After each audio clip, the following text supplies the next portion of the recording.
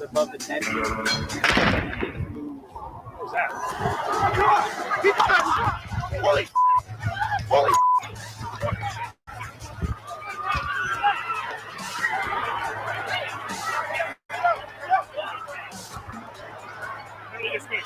There's been a shooting. We heard shots. We heard shots.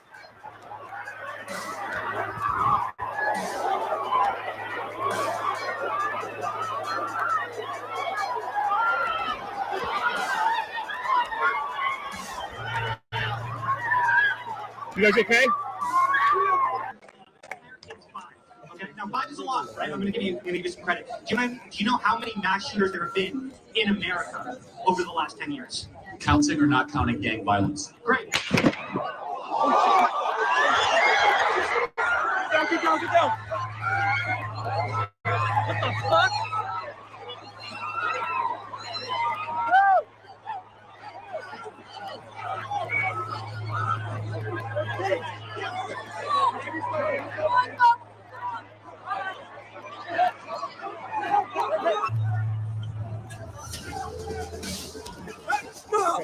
Stop, folks!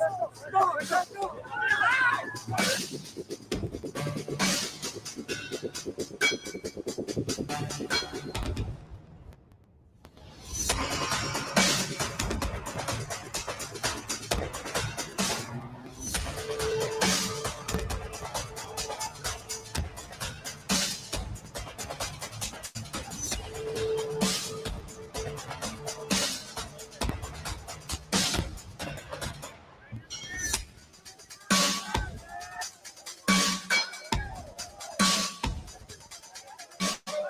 I turned to look back because it sounded like the shot came from behind me and down into there. And then I just saw everybody start to drop. So I dropped. I wasn't too worried because I didn't hear any more gunshots, but you'd never know. And then I just heard the crowd start yelling, "Run!" And so we just all got up and left. So I didn't see them get apprehend the what they think is alleged shooter. When I looked back up the stage, when I got up, Charlie was already gone. So that's basically what I saw. There wasn't security checkpoints.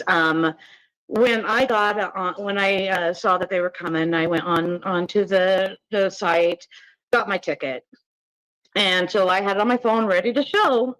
And when I showed up, there was nobody looking at tickets. So there was no like any type of security. They weren't checking bags. They weren't putting you through metal detectors.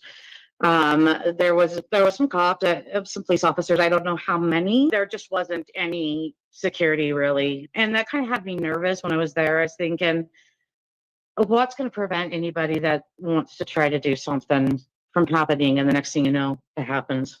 Our nation is broken. We've had political assassinations recently in Minnesota. We had an attempted assassination on the governor of Pennsylvania. And we had an attempted assassination on a presidential candidate and former president of the United States, and now current president of the United States. Nothing I say can unite us as a country. Nothing I can say right now can fix what is broken. Nothing I can say can bring back Charlie Kirk. Our hearts are broken. We mourn with his wife, his children, his family, his friends. We mourn as a nation.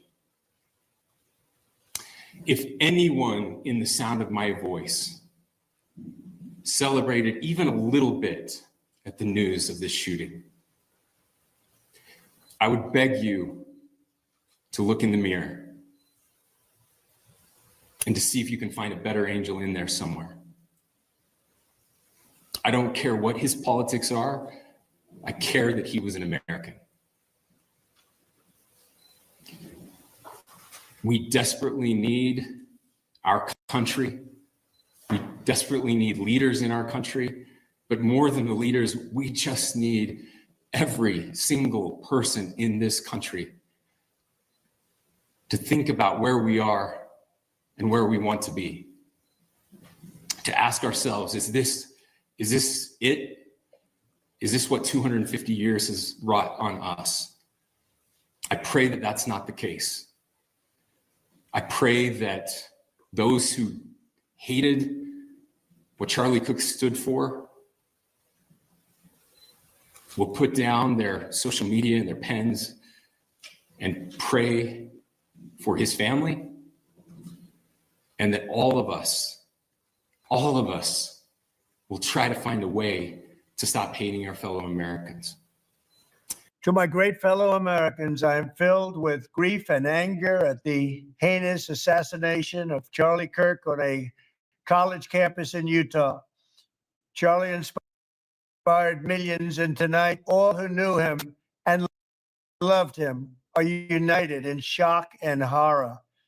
Charlie was a patriot who devoted his life to the cause of open debate and the country that he loved so much, the United States of America. He fought for liberty, democracy, justice, and the American people. He's a martyr for truth and freedom, and there's never been anyone who was so respected by youth. Charlie was also a man of deep, deep faith, and we take comfort in the knowledge that he is now at peace with God in heaven.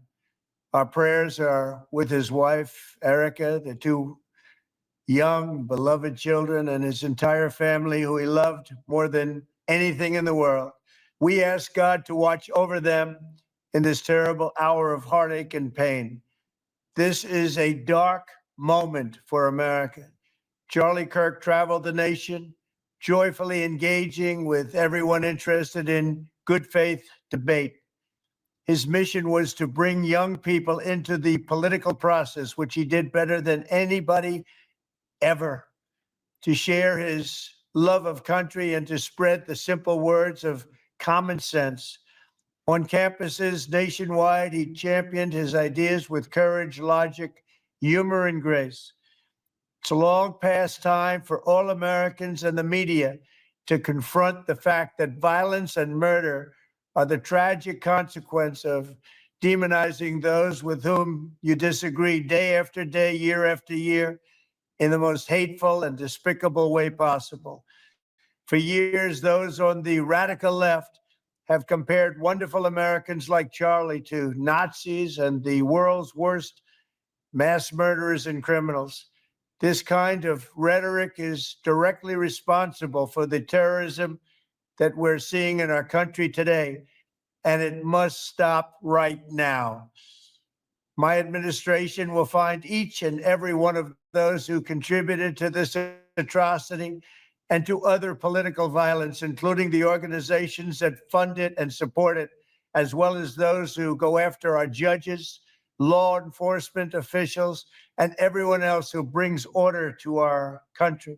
From the attack on my life in Butler, Pennsylvania last year, which killed a husband and father, to the attacks on ICE agents, to the vicious murder of a healthcare executive in the streets of New York, to the shooting of House Majority Leader Steve Scalise and 3 others, radical left political violence has hurt too many innocent people and taken too many lives. Tonight, I ask all Americans to commit themselves to the American values for which Charlie Kirk lived and died, the values of free speech, citizenship, the rule of law, and the patriotic devotion and love of God.